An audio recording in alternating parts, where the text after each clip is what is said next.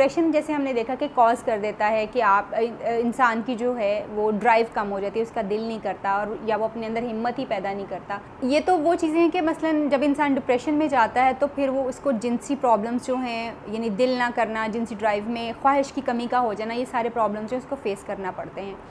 मगर वो लोग जो कि डिप्रेशन की दवाइयाँ खाना शुरू कर देते हैं, अपना इलाज करवाते हैं डिप्रेशन का, उनमें भी सेक्सुअल ड्राइव्स यानी सेक्स की जिनसी जो ख्वाहिशात हैं उनकी कमी हो सकती है। और वो कमी जो है वो इस तरह की होगी कि एक तो उनका भी दिल नहीं करेगा, उनको प्लेजर यानी उनको खुशी महसूस नहीं होती जब वो अपने पार्टनर के साथ जो है वो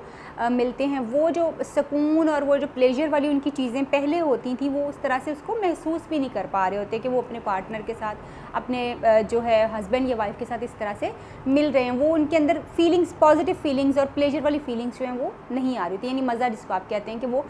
इंटरनल सुकून उनको जो चाहिए होता है वो नहीं मिल पा रहा होता। ये दवाइयों की